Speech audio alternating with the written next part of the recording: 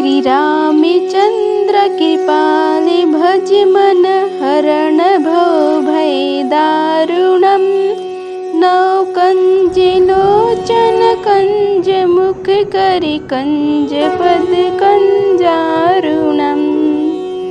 श्री राम जय राम राजा राम। जय श्री राम। नमस्कार दोस्तों, स्वागत है आप सभी का हमारे YouTube चैनल पावरफुल हिंदू धर्म में। आज हम आप सभी को रामनवमी कब है, उसकी शुभ मुहूर्त, पूजा विधि, महत्व, कथा के बारे में आप सभी को बताएंगे। आइए जानते हैं रामनवमी कब पड़ रहा है। हिंदू धर्म में रामनवमी विशेष महत्व रखती है। यह पर्व हर साल चैत्र माह के शुक्ल पक्ष की नवमी तिथि को मनाया जाता है। इस दिन भगवान श्री राम की विधि विधान से पूजा अर्चना की जाती है। मान्यता है कि इस दिन मर्यादा पुरुषोत्तम भगवान श्री राम की पूजा करने से साधक के जीवन में सुख शांति बनी रहती है और जीवन में आने वाली सभी परेशानी भी दूर होती हैं। हम आप सभी को बता दें कि इस दिन माँ दुर्गा के 90 रूप यानी कि सिद्धिदात्री की भी उपासना की जाती है। ऐसे में आइए जानते हैं कि रामनवमी कब है। पंचांग के अनुसार चैत्र माह के शुक्ल पक्ष की नवी तिथि 5 अप्रैल को शाम 7:26 पर शुरू होगी, जो अगले दिन यानी कि 6 अप्रैल को शाम 7:22 पर समाप्त हो जाएगी। हिंदू धर्म में उदय तिथि खास मायने रखती है, इसलिए रामनवमी का पर्व 6 अप्रैल को मनाया जाएगा। रामनवमी का शुभ मुहूर्त है। रामनवमी की पूजा का शुभ समय 6 अप्रैल को सुबह 11:08 से लेकर दोपहर 1:39 तक रहेगा। वहीं दोपहर 12:24 पर भी है। इन दोनों का शुभ समय में साधक भगवान श्री राम की पूजा कर सकते हैं। आइए जानते हैं अब पूजा विधि के बारे में। इस दिन ब्रह्म मुहूर्त में उठकर स्नान करें और भगवान श्री राम का ध्यान करके व्रत का संकल्प लीजिए। इसके बाद पूजा में घर में गंगा जल छिड़क कर शुद्ध करें।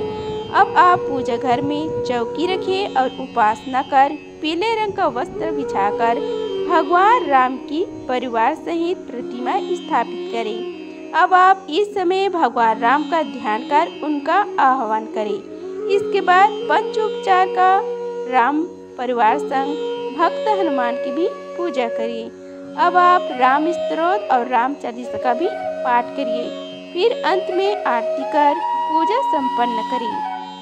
आइए अब हम आप सभी को श्री राम जी की पवित्र जन्म कथा का श्रवण कराते हैं। बोलो श्री रामचंद्र की जय।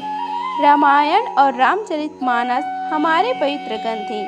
तुलसीदास जी ने श्री राम को ईश्वर मानकर रामचरितमानस की रचना की है, किंतु आदि कवि वाल्मीकि ने अपने रामायण में श्री राम को मनुष्य ही माना है।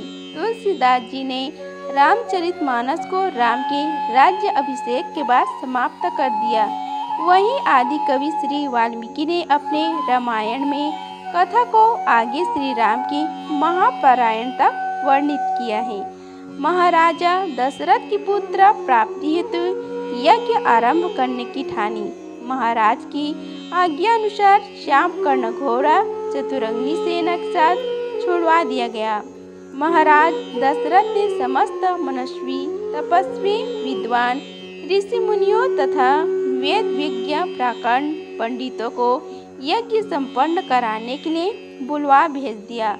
निश्चित समय आने पर समस्त अभ्यागतों के साथ महाराज दशरथ अपने गुरु वशिष्ठ जी तथा अपने परम मित्र अंग देश के अधिपति लोकपात के जमाता ऋषि रिंग ऋषि को लेकर यज्ञ मंडल में पधारे। इस प्रकार महान यज्ञ का विधिवत शुभ आरंभ किया गया। संपूर्ण वातावरण वेदों की ऋचाओं के उच्च स्वर में पाठ से गूंजने तथा समिधा की सुगंध से महकने लगा। समस्त पंडितों, ब्राह्मणों, ऋषियों आदि को यथोचित धन धान्य गौ आदि भेंट करके सादर विदा करने के साथ यज्ञ की समाप्ति हुई। राजा दशरथ ने यज्ञ के प्रसाद चारा को अपने महल में ले जाकर अपनी तीनों रानियों में वितरित कर दिया। प्रसाद ग्रहण करने के परिणाम स्वरूप तीनों रानियों ने गर्भ धारण किया। जब चैत्र मास के शुक्ल पक्ष की नवी तिथि को पुनः वर्ष नक्षत्र में सूर्य, मंगल, शनि, बृहस्पति तथा शुक्र अपने अपने उच्च स्थानों में विराजमान थे, कर्क लग्न का उदय होते ही महाराज दशरथ की बड़ी रानी कौशल्या के गर्भ से एक शिशु का जन्म हुआ, जो कि नीलवर्ण चुंबकीय आकर्षण वाले अत्यंत तेजोमय, परम कांतिवान तथा अत्यंत सुंदर था। उस शिशु को देखने वाले देखते रह जाते थे। इसके पश्चात शुभ नक्षत्रों और शुभ घड़ी में महारानी कैकेयी के एक तथा तीसरी रानी सुमित्रा के 2 तेजस्वी पुत्र को जन्म हुआ। संपूर्ण राज्य में आनंद मनाए जाने लगा। महाराज के 4 पुत्रों के जन्म के उत्साह में गंधर्व गान करने लगे और अप्सराएं नृत्य करने लगी। देवता अपने विमानों में बैठकर पुष्प वर्षा करने लगे। महाराज ने उन्मत्त हस्त से राजद्वार पर आए भाट, चारण तथा आशीर्वाद देने वाले ब्राह्मणों और याचकों को दान दक्षिणा दी। पुरस्कार में प्रजाजनों को धन धान्य तथा दरबारियों को रत्न आभूषण प्रदान किए।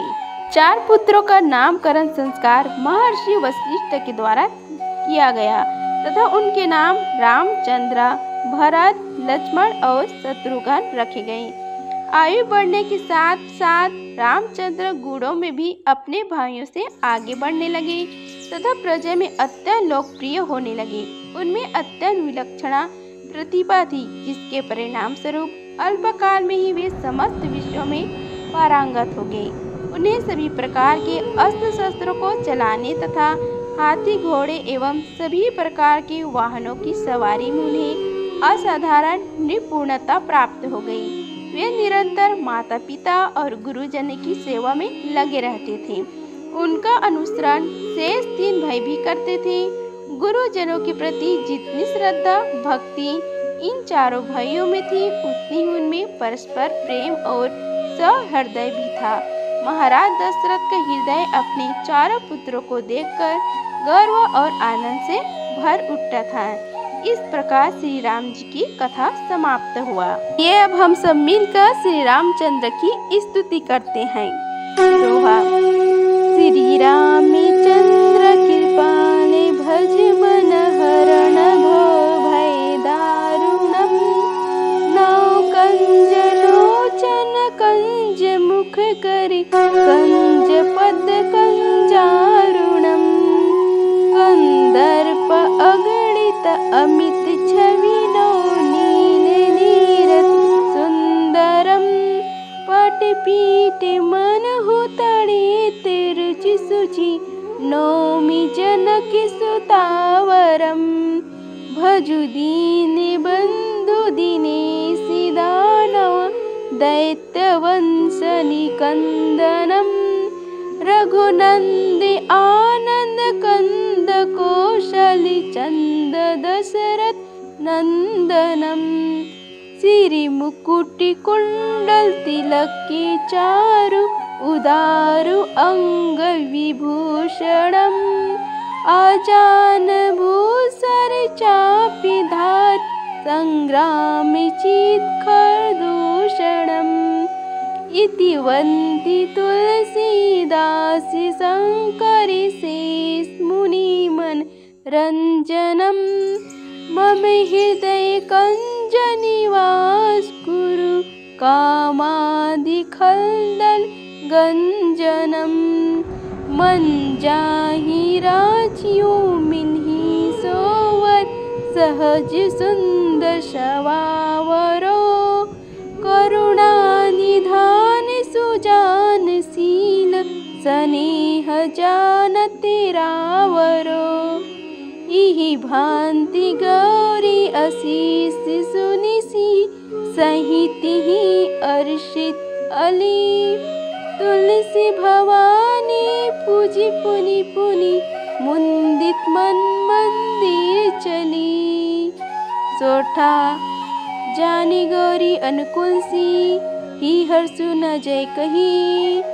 मंजुल मंगल मुनुवाम अंग पर कन लगे।